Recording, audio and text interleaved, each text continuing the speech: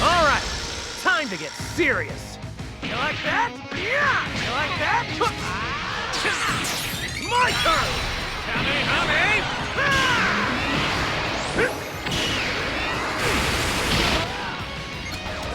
Get ready! This is what is known as a Super Saiyan that is essentially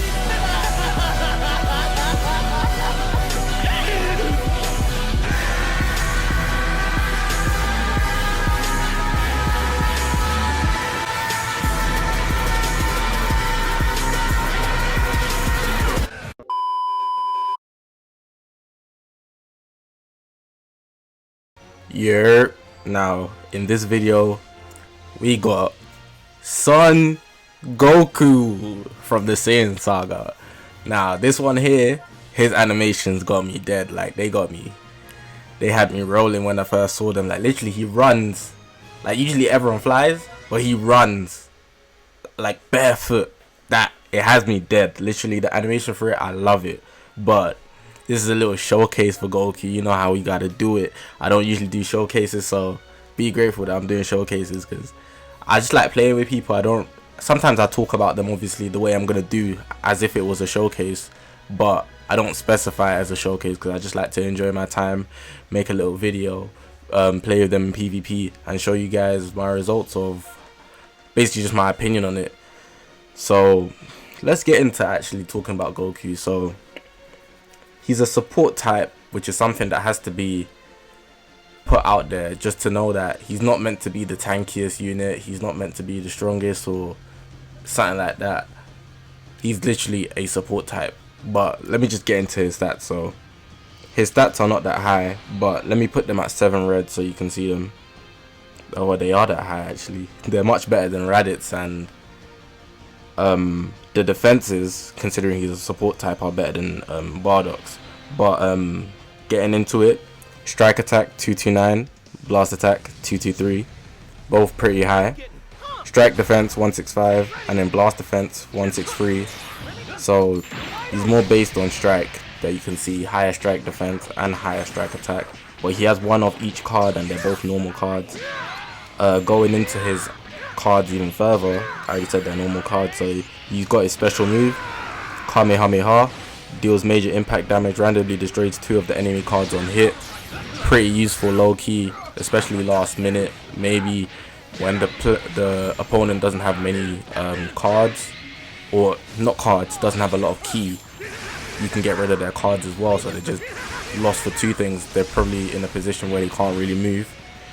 And then his special skill is called Pose 3, like a JoJo character. What it does, restores own health by 15%, but that's only on the first special skill usage, so it activates only once. But then the second bit, which activates every time, 20% to damage inflicted for 20 timer counts. Now that damage inflicted is very good because it applies to all types of damage: strike, special move, blast, ultimate art, whatever you name it, you're going to be doing that damage. And then what I like most is actually his ultimate art. It actually makes him very unique. I've been playing Kakarot a lot, so you know that if you play Kakarot, there's the guided Kamehameha.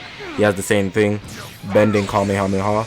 It deals major impact damage, restores ally health by 20% and ki by 50. So your teammates, they get health off you landing that card, and you get 50 ki off you landing that card, which is pretty amazing. Now let's move on to his main ability. It's called I'm Looking Forward to It. It's when you basically draw the art card and the ultimate art card, and what it does is it gives you 20% more damage inflicted for allies for 20 counts, similar to the special skill, but that's on main ability activation. Then the Z ability is Saiyan strike attack and defense to Saiyan Saga units and or Saiyan tag. And then he has 2 unique abilities. One of them's called Resolute Fighting Spirit, and the other one's called You Let Your Guard Down. I'm gonna go into the first one now. It says applies the following effects to self when the character enters the battlefield: 50% to strike damage inflicted for 20 timer counts, 30% to ki recovery for 20 timer counts. Then it says the following effects are also applied to self if an episode Saiyan Saga Z or Saiyan tag Saiyan other than this character as a battle member. So it says 50% to blast damage inflicted for 20 timer counts, 30% vanish scores recovery for 10 timer counts. Now going to its last unique ability, inflicts enemy with attribute downgrade 20% to damage received for 20 timer counts after the enemy attack is over. So say they got you in a combo, once that combo is done,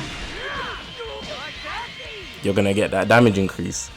The next bit, the last bit as well, the following effects occur when this character is switched to standby. So you switch from Goku to someone else, randomly draws one new card when you have 3 or fewer cards, 10% to damage inflicted by allies, cannot be cancelled up to 40%.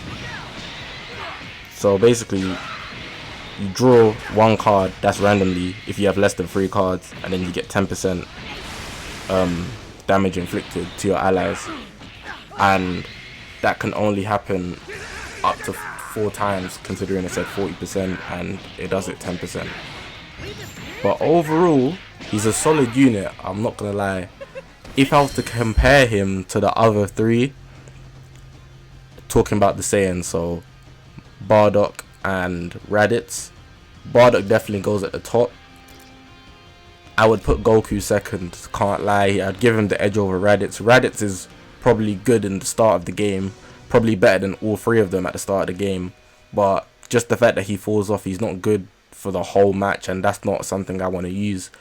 Goku's a good unit as well, but not better than Bardock. Bardock, when he activates his main ability to transform, and then his other main ability just gives him that edge over these other 2 Saiyans.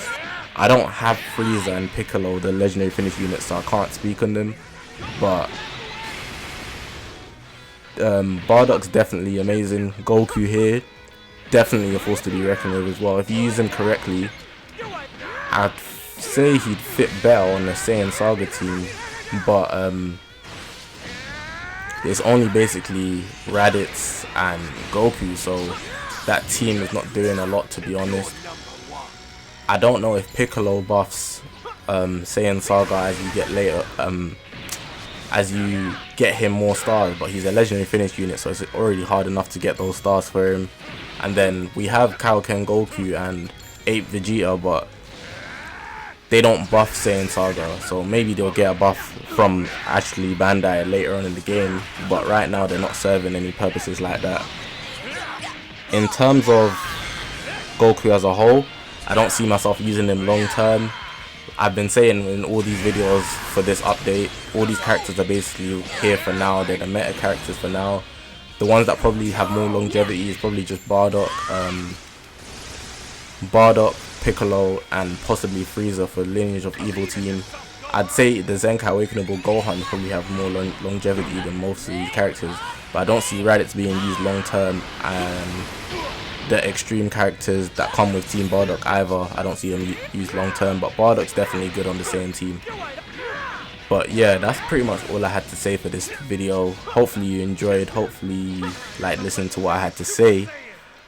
If you haven't already, press the subscribe button. We're on this grind to 1,500 subscribers, really going up fast, so make sure you hop on the train because it's gonna leave soon. That sounds a bit mad, but don't watch that. On to the next bit. You know I'm not fussed about likes. If you're here, if you've been here, you know I'm not fussed about likes, but likes do show appreciation, so leave one if you want. I'm gonna say for that, but I like to enforce comments more than anything because that's where I get to interact with you guys. I get to hear what you want to say. Closed mouths don't get fed, so if you want something to happen, definitely leave a comment because I'll respond to it. I respond to all comments. If I don't respond straight away, I'll definitely get to it eventually. But yeah, that's all I pretty much had to say. Again, hopefully you guys enjoyed the video. The video should be done in a bit. This is the last game, I'll tell you that for free. But yeah, besides from that, again for the 3rd time, hopefully you guys enjoyed the video. I want you guys to enjoy the video. But yeah, I'll see you guys in the next one.